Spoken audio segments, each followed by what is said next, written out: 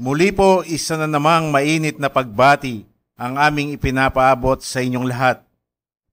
Kami nga po ang mga Kristiyanong naliwanagan sa mga salita ng Diyos na nakakita sa dalisay na Kristyanismo na sa Ingles ito po ay ang tinatawag na pure Christianity. Inyo pong napapansin na dito sa ating programa sa radyo ay madalas po naming idinidiin ang pagkakilala sa Diyos. At alam po ba ninyo na hindi lamang dito sa radyo namin po yan madalas na banggitin dahil mistula po naming isinisigaw sa buong mundo na napakahalaga ng pagkakilala sa Diyos. Ito po ay sa pamamagitan ng aming website sa internet na www.purechristianity.org. Small letter lahat po yon at one word lamang. Gaano po ba kahalaga ang pagkakilala sa Diyos? Ito po ay mayroong malaking kinalaman sa kasalanan ng tao dahil ang bunga ng kasalanan ay kamatayan, na ang tinutukoy na kamatayan yung pong kaluluwa na hindi maliligtas.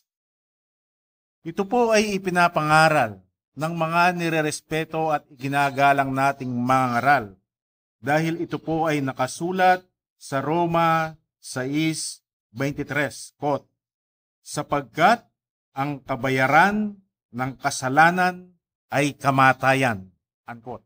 Sino-sino po ba ang mayroong kasalanan?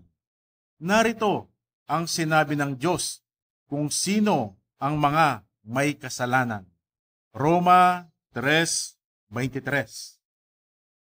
Sapagkat ang lahat ay nangagkasala nga at hindi nangakaabot sa kaluwalhatian ng Diyos, unquote. At ayon dito sa Roma pa rin, quote, gaya ng nasusulat, walang matuwid, wala kahit isa, walang nakatatalastas, walang humahanap sa Diyos. Silang lahat ay nagsilihis, magkakasamang nawalan ng kasaysayan, walang gumagawa ng mabuti, wala kahit isa, unquote. Yun po ay Roma 3:10 hanggang 12. Kung ganon, lahat po pala ng tao ay nagkasala at ang sabi ng Diyos sa binasa natin kanina, ang katumbas ng kasalanan ay kamatayan. Napakahalaga po pala ng pagkakapatawad sa kasalanan dahil kung hindi tayo mapapatawad sa ating kasalanan, wala pong naghihintay na kaligtasan sa atin.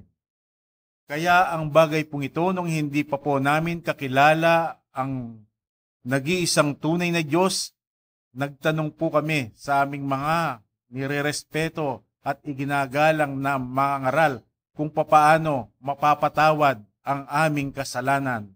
Ang sabi po ng aking mga ngaral noon, ikumpisal mo sa akin ang iyong kasalanan at pagkatapos sundin mo kung ano ang ipagagawa ko sa iyo at gawin mo para sa ikapapatawad ng iyong kasalanan. Subalit, meron naman po akong narinig na ibang mga ngaral na magkaiba ang kanyang paliwanag kung paano mapapatawad ang kasalanan. Sabi niya, hindi mo na kailangang ikumpisal sa kaninumang tao ang iyong kasalanan. Pwede ka namang dumiretso sa Diyos. Kaya sa Diyos ka mangumpisal. At kapag ito ay ikinumpisal mo sa Diyos, mapapatawad ang iyong kasalanan.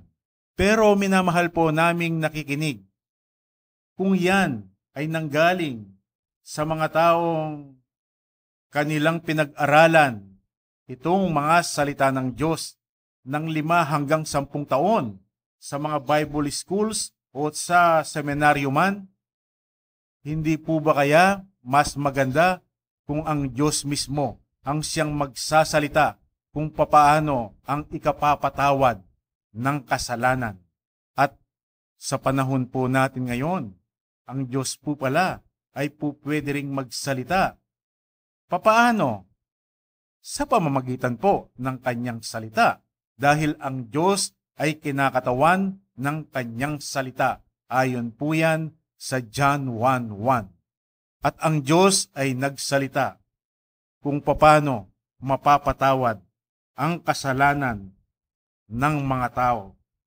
Jeremias 31:34. At hindi na magtuturo bawat isa sa kanila, sa kanyang kapwa, at bawat tao sa kanyang kapatid, na magsasabi, iyong kilalanin ang Panginoon, sapagkat makikilala nilang lahat ako, mula sa kaliit-liitan sa kanila hanggang sa kadaki-dakilaan sa kanila, sabi ng Panginoon, sapagkat aking ipatatawad ang kanilang kasamaan at ang kanilang kasalanan ay hindi ko na alalahanin pa. Kung ito po ay sinabi man ng Diyos sa lumang tipan, ito ay muli niyang inulit sa bagong tipan.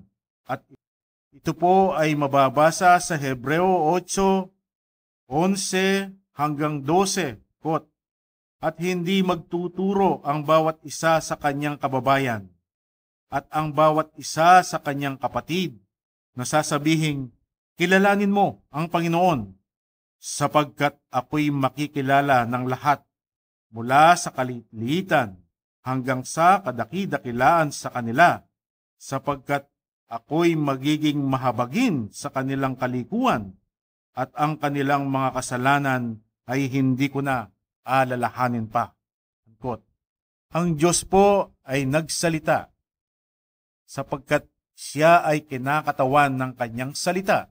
At ang sabi niya, kapag ako ay nakilala, ipatatawad ko ang kanilang kasalanan at hindi ko na ito alalahanin pa. Minamahal po naming nakikinig, sino po ang pakikinggan natin kung sa mga tao para mapatawad ang kasalanan kailangan itong pagsisihan, o sa Diyos na nagsabing, kapag ako ay inyong makikilala, ay patatawarin ko ang inyong mga kasalanan at hindi ko na ito alalahanin pa. Nasaan po yung sinasabi ng mga tao, para mapatawad ang iyong kasalanan ay pagsisihan mo? Saan po ipinakita ng Diyos na hindi po yung pagsisisi sa kasalanan para sa ikapapatawad ng kasalanan? Narito, ito po ang nangyari kay Judas Iscariote na kung saan siya po ay nagsisi. Mateo 27:2 hanggang 4. At siya'y ginapos nila at siya'y inilabas at kanilang ibinigay siya kay Pilato na gobernador. Nang magkagayoy si Judas na nagkanulo sa kanya, pagkakitang siya'y nahatulan na, ay nagsisi at isinauli ang 30 putol na pilak sa mga pangulong saserdote at sa matatanda na sinasabi, nagkasala ako sa aking pagkakanulo sa dugong walang kasalanan. Angkot. Pero alam po natin, bagamat si Judas ay nagsisi, hindi po siya naligtas. At tungkol po sa kaligtasan, mayroon din po akong narinig na isang kinikilalang napakarunong sa mga salita ng Diyos. At ito ay narinig ko rin sa ibang mangangaral kung paano maliligtas ang tao. Ang sabi niya, basta ang tao ay gumawa ng kabutihan, siya ay ililigtas ng Diyos. Pero saan po ipinakita ng Diyos na hindi po pwedeng gawing batayan ang paggawa ng kabutihan para sa ikaliligtas ng kaluluwa ng tao? Dito po sa demonstrasyong ipapakita ng Diyos, hindi pa po kaligtasan, kundi dito sa taong gumawa ng mabuti. Hindi man niya nagawang sumama kay Jesucristo. Ito po ay mababasa sa Lucas 18:23. At tinanong siya ng isang pinuno na sinasabi, "Mabuting guro, anong gagawin ko upang magmana ng walang hanggang buhay?" At sinabi sa kanya ni Jesus, "Bakit mo ako tinatawag na mabuti? Walang mabuti, kundi isa, ang Diyos lamang. Talastas mo ang mga utos, huwag kang mangangalunya, huwag kang pumatay, huwag kang magnakaw, huwag kang sumaksi sa di katotohanan, galang mo ang iyong ama at ina." At sinabi niya, "Ginanap ko ang lahat ng mga bagay na ito, buhat pa sa aking pagkabata." At nang marinig ito ni Jesus, ay sinabi niya sa kanya, "Isang bagay pa ang kulang sa iyo. Ipagbili mo ang lahat mong tinatangkilik at ipamahagi mo sa mga dukha at magkakaroon ka ng kayamanan sa langit at pumarito ka, sumunod ka sa akin." Datapwat nang marinig niya ang mga bagay na ito, siya'y namanglaw na lubha sapagkat siya'y totoong mayaman. At sa pagmamasid sa kanya ni Jesus ay sinabi, "Pagkahirap-hirap na makapasok sa kaharian ng Diyos ang mga may kayamanan, sapagkat magaan pa sa isang kamelyo ang pumasok sa butas ng isang karayom kaysa isang taong mayaman na pumasok sa kaharian ng Diyos." Unquote. Minamahal po naming nakikinig, ang taong ito nang talastasin ng Panginoong Hesukristo yung tinatawag nating 10 utos. Ang sinagot niya, magbuhat nang siya ay bata pa, ay sinusunod niya. Kung mayroon po kayong taong kakilala na sinusunod ang 10 utos, hindi po siya lumalabag dito. Ano pong klaseng tao yon kung inyo siyang isasalarawan? Hindi po ba isa siyang mabuting tao? Katulad siya nitong mayamang binatang lumapit sa Panginoong Hesukristo, pero hindi po naging batayan yung kanyang kabutihan, na kabutihang nalalaman ng tao, para siya ay makasama pa lamang kay Hesukristo. Pero minamahal po naming nakikinig, hindi po ibig sabihin niyan binabaliwala namin ang paggawa ng mabuti. Hindi po, napakahalaga po niyan. Dapat ang mga tao ay gumawa ng kabutihan. Dapat magmalasakitan, magtulungan, para ang mga tao ay magkaroon ng masaya at matahimik na pamumuhay. Sa makatwid, ito po palang kabutihang nalalaman ng tao, dito pa lamang sa lupa ay matatanggap na yung pinakagantimpala natin. Kaya hindi po pala ito po pwedeng batayan. Gayong napakahalaga na dapat gawin ng bawat isa sa atin. Pero hindi po ito po pwede palang maging batayan para sa ikaliligtas ng kaluluwa ng tao. Saan naman po ipinakita ng Diyos ang katuparan doon sa sinabi niyang, "Kapag ako ay inyong nakilala, patatawarin ko ang inyong kasalanan at hindi ko na ito alalahanin pa." Paano po ba makikilala ang nag-iisang tunay na Diyos? Nagsalita ang Panginoong Hesukristo. Ulitin ko po, nagsalita ang Panginoong Hesukristo na alam nating lahat. Ito ang tunay na Hesukristo ang nakilala ng mga apostol. Siya ay nagsalita sa John 8:19. "Kapag ako ay inyong nakilala, ay makikilala rin ninyo ang aking Ama." Saan po ito ipinakita ng Diyos na nagkaroon ng katuparan na sa pagkakilala kay Hesukristo ay makikilala ang nag-iisang tunay na Diyos, at sa pagkakilala sa nag-iisang tunay na Diyos ay mapapatawad ang kasalanan ng tao. Hindi na po siguro natin ito kailangang basahin pa, dahil ito ay nalalaman ng lahat ng taong nagbabasa at naniniwala sa banal na aklat. Ang tinutukoy po natin ay ang tagpo ng ang Panginoong Hesukristo ay nakapako sa krus, na sa kanyang bandang tagiliran, sa bandang kanan, bandang kaliwa, ay mayroon ding dalawang nakapakong tinatawag na pusakal na magnanakaw. Nung una, ito pong dalawang pusakal na magnanakaw na ito ay pareho po nilang tinutuya ang Panginoong Hesukristo. Pero sa bandang huli, kung bakit mayroon pong nakitang katangian ang Panginoong Hesukristo doon sa magnanakaw sa bandang kanan niya, at sa pamamagitan ng katangiang yan ay nakilala niya ang Hesukristong nasa gitna nila. Kaya siya ay nagsalita, Panginoon, alalahanin mo ako pagdating mo sa iyong kaharian. Napakatamis na pangako ang lumabas sa bibig ng Panginoong Hesukristo. Ngayon din ay makakasama kita sa paraiso. Hindi po ba dito ipinakita ng Diyos ang katotohanan sa kanyang mga salita? Kapag ako ay inyong nakilala, patatawarin ko ang inyong mga kasalanan at hindi ko na ito alalahanin pa. At para makilala ang nag-iisang tunay na Diyos, sabi ng tunay na Hesukristo na nakilala ng mga apostol, kapag ako ay inyong nakilala, ay makikilala rin ninyo ang aking Ama na siyang nangyari mismo doon sa magnanakaw sa bandang kanan ng Panginoong Hesukristo.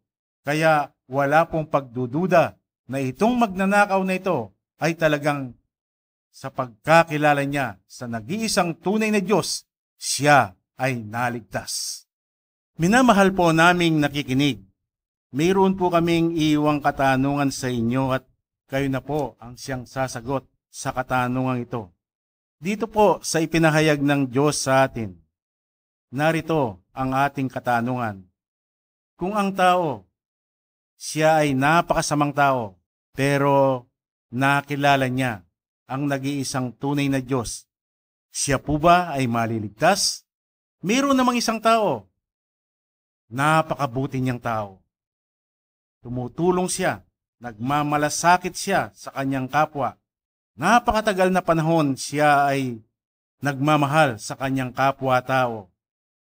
Siya ay mabuting tao, subalit hindi po niya nakikilala ang nag-iisang tunay na Diyos. Siya po kaya ay maliligtas? Niiwan po namin sa inyo ang kasagutan sa mga tanong na yan. Ang tatalakayin po natin ngayon ay itong nasa 2 Korinto 5:17. Kaya't kung ang sinuman ay na kay Kristo, siya'y bagong nilalang. Ang mga dating bagay ay nagsilipas na. Narito, sila'y pawang naging mga bago.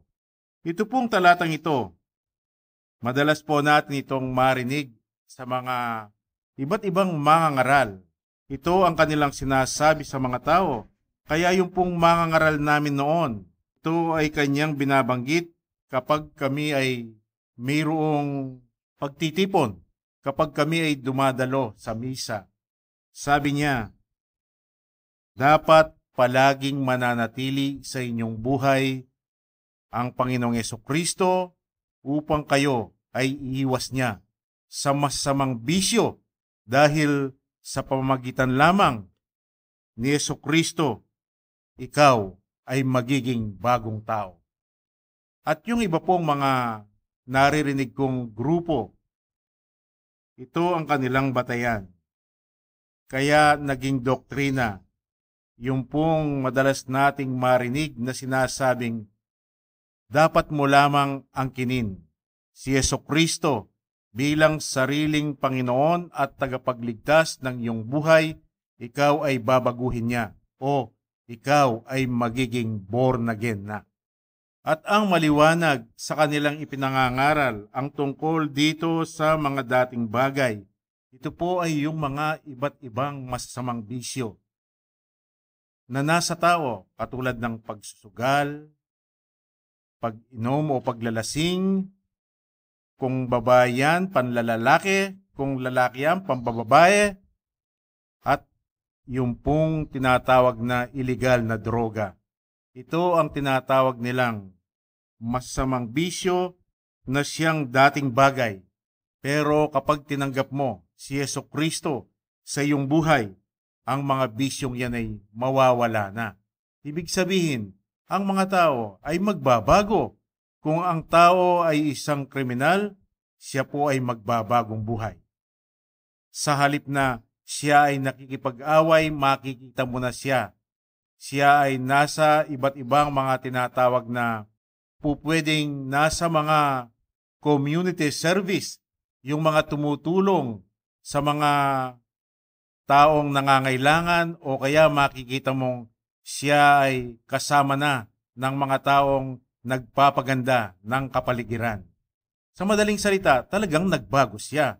At ito ay napakaganda. Biro mo, dati siyang nanggugulo. Pero nang siya, tinanggap niya ang Panginoong Jesucristo sa kanyang buhay, ay hindi na po siya nanggugulo. Bagkus, tumutulong na siya at siya ay nagmamalasakit na sa kanyang kapwa-tao. Na siyang katumbas. Nito pong ating binasa, ang mga dating bagay ay nagsilipas na. Narito, sila'y pawang naging mga bago. Na kung atin pong isa sa larawan, itong maliwanag na ipinapaliwanag sa mga tao tungkol dito sa ating binasa, ito po ay ang kabutihang ginagawa ng mga tao na nakikita ng mata. Ngunit kung ito mang napakabuting ginagawa ng mga tao na siyang narinig natin pong ipinapaliwanag sa atin ng mga taong kinikilala nating marurunong sa mga salita ng Diyos tungkol po dito sa taong nagbago. Pero dito po sa ating programa, bagamat yung pong narinig ninyo ay mga paliwanag ng tao sa mga salita ng Diyos na mabuti sa tao sapagkat ito ay sa nakikita ng mata. Dito po sa ating programa, ang Diyos na ating nakilala, siya naman po ay Diyos na nagsasalita. Kung kaya po niyang ipahayag ang mensahe sa katotohanan sa kanyang mga salita sa pamamagitan po ng kanyang salita, sapagkat ang Diyos ay kinakatawan ng kanyang salita. John 1:1. Tungkol po dito sa unang bahagi nitong ating tinatalakay, kaya't kung ang sinuman ay na kay Kristo, na sa maliwanag na unawa ng tao, basta ikaw ay papasok sa anumang sekta sa Kristyanismo, ikaw ay na kay Kristo, sapagkat ang buong Kristyanismo ay inaangkin na siya ay na kay Kristo. Pero sa Diyos po kaya, ano po kaya ang ibig niyang sabihin na ang tao ay na kay Kristo? Ano po ang batayan upang ang tao ay masasabing siya ay na kay Kristo? Ito pong si Apostol Pablo na personal na nakakilala sa Panginoong Jesucristo at siya ay inihalal ng Panginoong Jesucristo. Wala pong duda na nasa kanya ang Panginoong Jesucristo, o masasabi nating siya ay na kay Kristo. Narito, mayroon pong siyang sinabi na kanyang isinulat kung paano na ang tao ay masasabing siya ay na kay Kristo. Unang Korinto 2:16. Sapagkat sino ang nakakilala ng pag-iisip ng Panginoon upang siya'y turuan niya? Datapwat nasa atin ang pag-iisip ni Kristo. Sa makatwid, para masabi na ang tao ay na kay Kristo, kailangan pala katulad siya ng pag-iisip ni Kristo. Kung ang tinutukoy dito ay ang Panginoong Jesucristo, sino po kayang Jesucristo ito? Marahil po, yung ibang minamahal nating nakikinig ay nagtataka kung bakit tinatanong pa natin kung sinong Esokristo ito. Wala pong duda. Ang tinutukoy dito ay ang tunay na Esokristo na siyang nakilala ni Simon Pedro sa Mateo 16, mula 16 hanggang 17, nang sabihin ni Pedro kay Jesus, "Ikaw ang Kristo at ang anak ng Diyos na buhay." Yun po pala ay kapahayagan ng Ama, o bago yan nasabi ni Pedro kay Jesus, yan po pala ay nanggaling sa Diyos. Bakit po kailangan manggaling yan sa Diyos? Dahil po, alam naman ng nagbabasa at naniniwala ng banal na aklat, ang kahulugan ng Kristo ay tagapagligtas o Mesiyas, na ang umangkin na nag-iisa lamang tagapagligtas ay ang Diyos Ama na nagsalita sa Lumang Tipan sa aklat ni Isayas, sa Isayas 43:10-11, na sinasabi niyang wala namang ibang Diyos na napormang nauna sa Kanya at wala ding ibang Diyos na mapoporma pagkatapos niya. Ako ay siya at maliban sa akin o wala akong katabing tagapagligtas. Sa makatwid, inaangkin ng Diyos Ama na siya lamang ang tagapagligtas. Paano po nangyari yon na ang Panginoong Hesukristo siya ay tagapagligtas din? Dahil po ang Diyos Ama ay gumawa ng testamento ng kaligtasan. Genesis 17:7. Pero ang gumawa ng testamento para ito ay matupad, kailangan siyang mamatay. Dahil kung hindi po siya mismo ang mamamatay, ang kanyang testamento ay walang kabuluhan. Hebreo 9:16 hanggang 17. Kung kaya ang Espiritong Diyos, siya, para matupad niya ang testamento ng kaligtasan na kanyang ginawa sa pamamagitan ng kanyang sariling kamatayan, siya po ay naging tao at ito ay hindi na dapat pagtalunan pa. Ayon po yan sa English ng King James, 1 Timothy 3:16. Sa makatwid, ang Panginoong Hesukristo, siya po pala ang Ama na gumawa ng testamento ng kaligtasan. Kung kaya nang makilala siya ni Simon Pedro, na ang pagkakilala ni Simon Pedro sa Panginoong Hesukristo, ito ay nanggaling sa Diyos. Ang unang sinabi niya, ikaw ang Kristo, ikaw ang tagapagligtas, ang Diyos ni Abraham, Isaac at Jacob na tinatawag na Ama. Pero maliban po doon sa sinabi niyang ikaw ang Kristo, sinabi pa rin niya, ikaw ang anak ng Diyos na buhay. Ibig sabihin, ito ay nasabi pa rin ni Simon Pedro sa Panginoong Hesukristo dahil ito ay kapahayagan ng Ama. At ayon po sa 2 Peter 2:21, ang tinutukoy po pala ni Pedro diyan ay ang Panginoong Hesukristo bilang anak ng Diyos na buhay. Siya po pala ay modelo na dapat sundan. Saan po siya modelo? Modelo ng kababaan. Sa makatwid, ang Panginoong Hesukristo sa kanyang isang katawang tao, mayroon po pala siyang dalawang papel na ginagampanan. Ang papel ng Ama at ang papel ng Anak.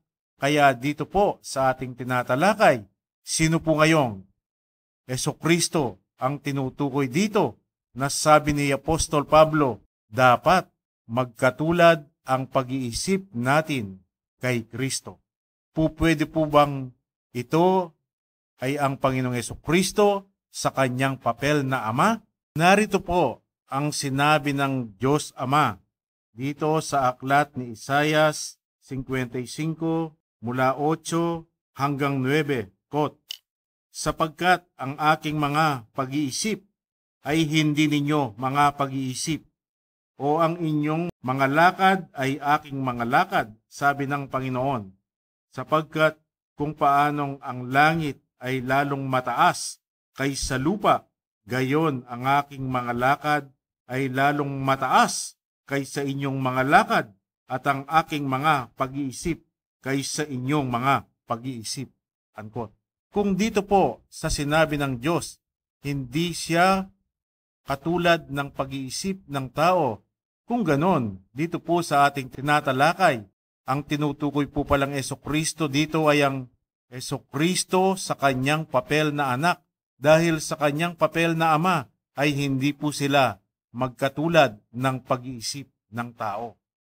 Kung ito po si Jesucristo sa kanyang papel na anak bilang modelo ng kababaan, paano po siya magiging katulad sa kanyang pag-iisip? Narito po ang pagsasalarawan ng Panginoong Jesucristo sa kanyang sarili, sa kanyang papel na anak. Dito po ay ipapahayag ng Panginoong Jesucristo, at ito ang po pwede nating gawing batayan para masabi na ang tao ay kay Kristo o kung siya ay katulad ng pag-iisip ng Panginoong Jesucristo sa kanyang papel na anak. Narito po ang pagsasalarawan ng Panginoong Jesucristo sa kanyang sarili, at ito ay sa kanyang papel na anak. Nang datnan po niya itong mga kriba at mga pariseo na sa kanyang kapanahunan ang nakita ng Panginoong Jesucristo dito sa mga Hudyo, ang kanilang batayan sa kaligtasan ay ang mga salita ng Diyos na kanilang pinag-aaralan, mga salita ng Diyos sa lumang tipan na kanila namang tinutupad sa kanilang maliwanag na unawa, na nakita ang bunga ay mabuti sapagkat ito ay sa nakikita ng mata. Pero mayroon pong sinabi ang Panginoon na kanyang katangian na hindi niya nakita bilang katangian dito sa mga Hudyong tinutupad ang mga kautusan. Juan 8:54-55. Quote, sumagot si Jesus, kung niluluwalhati ko ang aking sarili, ang kaluwalhatian ko ay walang anuman. Ang aking amay, siyang lumuluwalhati sa akin, na tungkol sa kanya'y sinasabi ninyo na siya'y inyong Diyos, at hindi ninyo siya napagkilala, ngunit nakikilala ko siya, at kung aking sasabihin na hindi ko siya nakikilala, ay ako'y matutulad sa inyo na sinungaling. Datapwat nakikilala ko siya at tinutupad ko ang kanyang salita. Uulitin lamang po natin, ang mga Hudyo, mga eskriba at mga pariseo, ang batayan para sa kaligtasan ay ang mga salita ng Diyos sa lumang tipan. Kaya kanila pong tinutupad ang mga kautusan. Ang Panginoong Jesucristo na sa kanyang pagdating, ang kanyang batayan para sa kaligtasan ay ang salita rin ng Diyos, kung kaya tinutupad niya ang mga kautusan ayon po sa narinig natin mismo sa kanya. Pero ang kanila pong malaking kaibahan, kung ang mga Hudyo, eskriba at mga pariseo ay hindi nila kakilala ang Diyos na kanilang sinasamba at pinaglilingkuran. Subalit, ang Panginoong Jesucristo sa kanyang papel na anak ay inangkin niyang ang Diyos na kanyang sinasamba at pinaglilingkuran ay kakilala niya. At dahil po ang Panginoong Jesucristo ay isinalarawan bilang panganay sa magkakapatid, Roma 8:29, kung ganon, yung pong kanyang mga bunsong kapatid na ang tinutukoy ay ang mga pinili ng Diyos, katulad ng kanyang mga apostol, katulad ni Saulo na naging Pablo, katulad ng mga alagad ng Panginoong Jesucristo, na mayroon silang iisang pag-iisip, kung ang Panginoong Jesucristo sa kanyang papel na anak ay kakilala niya ang Diyos, ito pong kanyang mga bunsong kapatid ay kakilala rin nila ang Diyos na kanilang sinasamba at pinaglilingkuran. Pero pansinin po ninyo, dahil ito ang kaibahan ng Panginoong Jesucristo sa mga eskriba at mga pariseo, sa mga Hudyo, ito po ang dahilan kung bakit hindi po siya nauunawaan. Dahil ang Diyos na kanilang niluluwalhati at pinapasalamatan ay hindi nila kakilala. Samantalang ang Panginoong Jesucristo, ang Diyos na kanyang pinapasalamatan at niluluwalhati, ay kakilala niya. Ngunit sa kabila po ng sinabi ng Diyos na ang kanyang pag-iisip ay napakalayo kumpara sa pag-iisip ng tao at ito ay isinalarawan pa ng Diyos kung gaano kataas ang langit kaysa sa lupa, ganyan kataas ang pag-iisip ng Diyos kumpara sa pag-iisip ng tao. Pero mayroon pong sinabi si Jesucristong anak o ang Panginoong Jesucristo sa kanyang papel na anak na nasusulat dito sa unang bahagi ng 1:17-21 at doon po sa huling bahagi ng 1:17-22 na ganito ang nasusulat, upang silang lahat ay maging isa na gaya mo, Ama, sa akin at ako'y sa iyo. At ang kaluwalhatiang sa akin ibinigay mo ay ibinigay ko sa kanila upang sila'y maging isa na gaya naman natin na iisa. Dito po, parang sinasabi ng Panginoong Jesucristo na siya sa kanyang papel na anak at ang kanyang mga bunsong kapatid na tinutukoy ay ang mga pinili ng Diyos. Kaisa nila ang Ama. Saan po sila po pwedeng maging isa? Sila po ay iisa sa pag-iisip. Kaya ang sabi nga ng Panginoong Jesucristo, kayo ay magpakabanal, katulad ng inyong Ama na banal. Ang Diyos, siya po ay banal. At ang sabi niya, ang kanyang pag-iisip ay napakalayo kumpara sa pag-iisip na nalalaman ng tao. Kung ganon, para matularan ang Diyos sa pagiging banal, kailangan pala dapat maging katulad siya sa kanyang pag-iisip. Paano po kaya ito? Paano po nagawa ng Panginoong Jesucristo sa kanyang papel na anak na ang kanyang naging pag-iisip ay katulad ng kanyang Ama? Gayunmang ang sabi ng Diyos, ang aking pag-iisip ay hindi ninyo pag-iisip. Hindi po kaya ito ang pakay ng Diyos dito po sa ating tinatalakay sa 2 Korinto 5:17, quote, kaya't kung ang sinuman ay na kay Kristo, siya'y bagong nilalang. Ang mga dating bagay ay nagsilipas na. Narito, sila'y pawang naging mga bago. Unquote. Kaya po pala ang gusto ng Diyos, ang mga tao, sila ay matulad sa Panginoong Jesucristo upang sila ay magkaroon ng magkaparehong pag-iisip ng Diyos. Sa makatwid, dito po sa ating tinatalakay, upang ang sinuman ay maging taong bago, kinakailangan magkaroon siya ng pag-iisip katulad ng pag-iisip ng Panginoong Jesucristo sa kanyang papel na anak.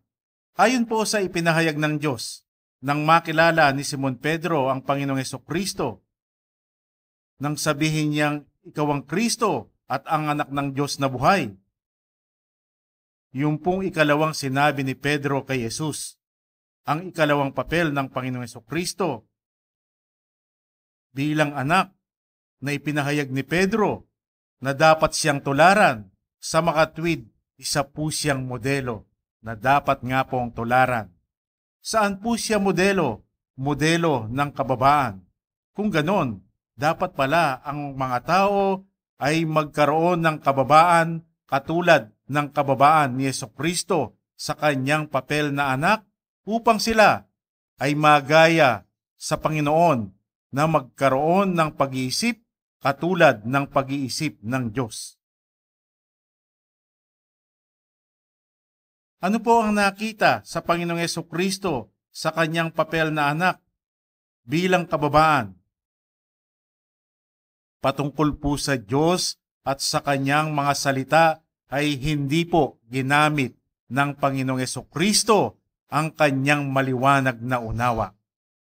Kaya ganito ang kanyang inangkin dito sa 1:5, unang bahagi ng 19, quote, subagot nga si Jesus at sinabi sa kanila, "Katotohanan, katotohanang sinasabi ko sa inyo, hindi makagagawa ang anak ng anuman sa kanyang sarili, kundi ang makita niyang gawin ng Ama."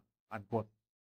Hindi po ba ang Panginoong Jesucristo sa kanyang papel na anak, mayroon siyang inangkin sa Mateo 5:17 nang sabihin niyang, "Ako ay dumating, hindi para labagin ang mga kautusan, kundi magbigay katuparan dito." Alin po ba o saan ipinag-utos ng Diyos itong nakita kay Jesucristong anak na hindi niya ginagamit ang kanyang maliwanag na unawa? Ito po ay patungkol sa Diyos at sa kanyang mga salita. Ito po ang nasusulat sa mga Kawikaan 3:5, quote, "Magtiwala ka lamang sa Diyos at huwag kang manalig sa iyong sariling kaunawaan." Unquote. Kaya po pala dito sa binasa nating 1:5-19, ang inaangkin ng Panginoong Jesucristo ay wala siyang nalalaman. Ngayon, siya po ay isang modelo. Kaya po kaya siyang tularan ng mga taong gustong magkaroon ng pag-iisip katulad ng pag-iisip ng Panginoong Jesucristo. At ano pa pong katangian ang nakita sa Panginoong Jesucristo sa kanyang papel na anak bilang kanyang pagpapakababa sa kanyang Ama, bagamat siya rin? Hindi po ginamit ng Panginoong Jesucristo kung ano ang masarap sa kanyang damdamin. Ito po ay patungkol sa Diyos at sa kanyang mga salita. Kaya dahil hindi po niya ginamit na batayan kung ano ang masarap na nararamdaman ng puso, ganito ang nakita sa kanya. Lucas 18:18 hanggang 19, quote, "At tinanong siya ng isang pinuno na sinasabi, 'Mabuting guro, anong gagawin ko upang magmana ng walang hanggang buhay?' At sinabi sa kanya ni Jesus, 'Bakit mo ako tinatawag na mabuti? Walang mabuti, kundi isa, ang Diyos lamang." Unquote. Sa atin pong narinig, napakasarap naman yata sa puso ng tao kung siya ay tatawagin na siya ay mabuting tao. Sino po kaya ang hindi magagalak kapag ganyan ang sinabi sa kanya? Pero sa nakita po natin sa Panginoong Jesucristo, hindi po niya tinanggap na siya ay mabuti. Hindi po siya nagdepende sa masarap na nararamdaman ng damdamin o ng puso ng tao. Dahil isa po ito sa ibinigay na kautusan ng Diyos na mababasa sa Jeremias 17:9, quote, "Ang puso ay magdaraya ng higit kaysa lahat ng bagay at totoong masama. Sinong makaalam?" Kung ang Panginoong Jesucristo sa kanyang papel na anak bilang modelo, ito po ang nakitang katangian sa kanya, paano po sila nagkaroon ng magkatulad na pag-iisip ng kanyang Ama, bagamat siya rin? Ito po ang mababasa natin sa John 6:63, quote, "It is the Spirit that quickeneth, the flesh profiteth nothing. The words that I speak unto you, they are spirit and they are life." Unquote. Sabi ng Panginoong Jesucristo, ang laman o ang katawan ay walang pakinabang sa aking salita, sapagkat ang aking mga salita ay pawang espiritu at buhay. Kung sa mga salita ng Diyos ay walang pakinabang ang laman o ang katawan, alin po sa parte ng tao ang pwede lamang makinabang dito? maliwanag. Kung hindi ito pakinabang sa laman o sa katawan, ito po ay para sa pakinabang ng kaluluwa ng tao. Kung ganon, ito po palang mga salita ng Diyos na ating binabasa sa banal na aklat, hindi po pala ito para sa laman o sa katawan, kundi para sa kaluluwa ng tao, sapagkat kaluluwa po ang makakasama ng Diyos sa buhay na walang hanggan. Kaya po itong si Saulo na naging Pablo, personal na nakakilala sa Panginoong Yesukristo, ay idiniin po niya ang katotohanan ito. Nang siya ay pinili ng Panginoong Yesukristo, nakilala ang nag-iisang tunay na Diyos, nagkaroon din po siya ng pag-iisip na katulad ni Yesukristo sa kanyang papel na anak, na ang pakinabang sa mga salita ng Diyos ay hindi para sa laman o sa katawan, kundi para sa kaluluwa. Kaya ganito ang kanyang isinulat dito sa 2 Korinto 3:6 na ipinapakilala pa ang tunay na ministro sa bagong tipan. Na sa amin naman ay nagpapaging sapat na mga ministro ng bagong tipan, hindi ng titik, kundi ng espiritu, sapagkat ang titik ay pumapatay, datapwat ang espiritu ay nagbibigay ng buhay. Unquote. Ang titik o ang literal, ito po ang maliwanag na nauunawaan ng tao sa mga salita ng Diyos. At ang bunga nito ay mabuti. Pero ang sabi ni Pablo, ito ay pumapatay. Dahil yun pong espiritual na mensahe ng Diyos sa kanyang mga salita, yun naman pala ang nagbibigay buhay. At ang tinutukoy po dito ni Pablo, nagbibigay ng kaligtasan sa kaluluwa.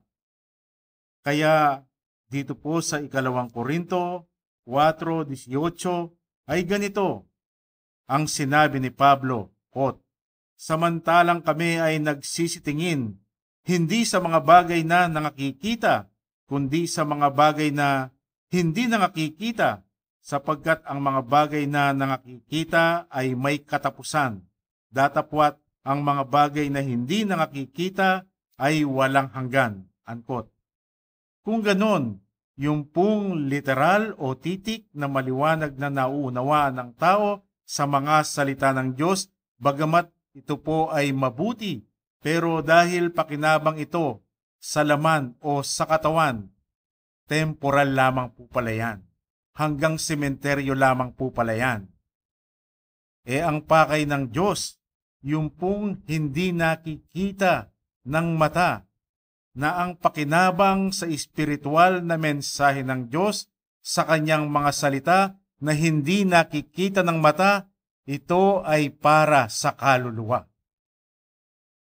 Ngayon po, lumalabas ang mensahe ng Diyos kung bakit sinabi ng Diyos. Ito pong binasa natin kanina, Isaiah 55:8, sapagkat ang aking mga pag-iisip ay hindi ninyo mga pag-iisip, o ang inyong mga lakad ay aking mga lakad, sabi ng Panginoon, sapagkat kung paanong ang langit ay lalong mataas kaysa lupa, gayon ang aking mga lakad ay lalong mataas kaysa inyong mga lakad, at ang aking mga pag-iisip kaysa inyong mga pag-iisip. Dahil nga po pala, ang sinumang taong hindi nakakakilala sa Diyos, kahit pag-aralan niya ng mahabang panahon ang mga salita ng Diyos, ang kanyang magiging unawa dito ay para lamang sa laman o sa katawan.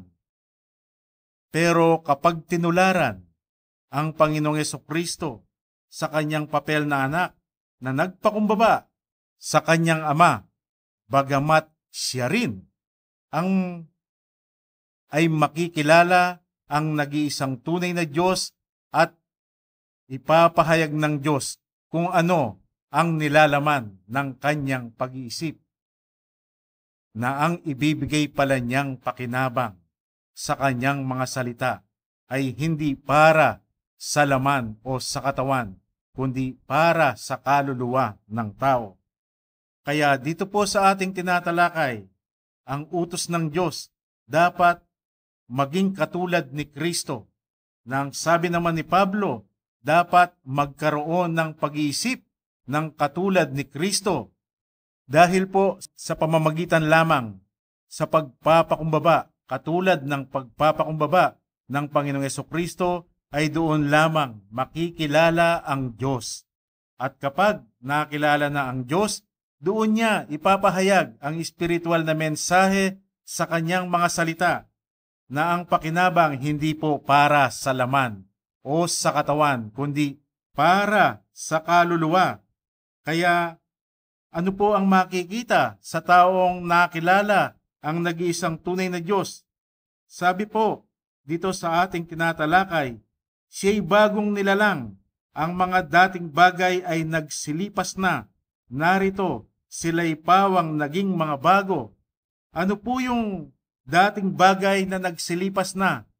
Kung dati, sa hindi pagkakilala sa Diyos, ang nakikitang pakinabang sa mga salita ng Diyos ay para lamang sa laman o sa katawan. Ngunit kapag nakilala na ang nag-iisang tunay na Diyos, ang makikita ng pakinabang ay para sa kaluluwa at mawawala na yung dating pakinabang para lamang sa laman o sa katawan. Kaya kami pong mga Kristiyanong naliwanagan sa mga salita ng Diyos. Magmula po nang makilala namin ang Diyos. Opo, noong una, nung hindi po namin siya kakilala, kapag kami po ay nananalangin, kahit suriin man po ninyo kung ano ang lumalabas sa aming bibig, ito ay para lamang sa pakinabang ng laman o sa katawan.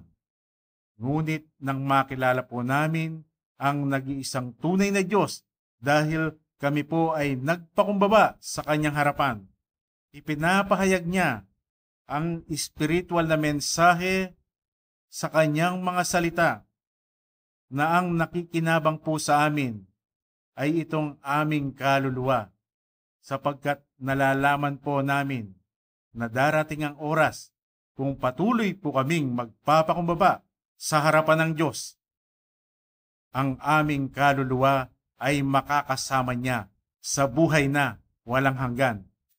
Kung kaya hindi na po kami makapapayag na ito ay mawawala pa.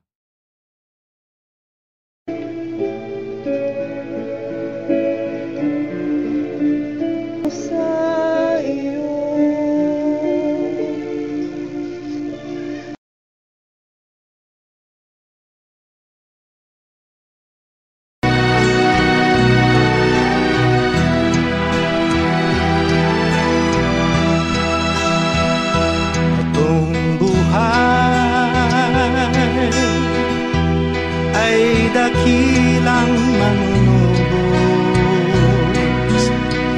mula sa kanyang tubig ng buhay handog. Batong buhay ay si Kristong manunubos, walang bayad, tubig ng buhay ay handog. Buksan ang puso kay Jesus, ililigtas ka sa lunos. Tanging banal na dugo,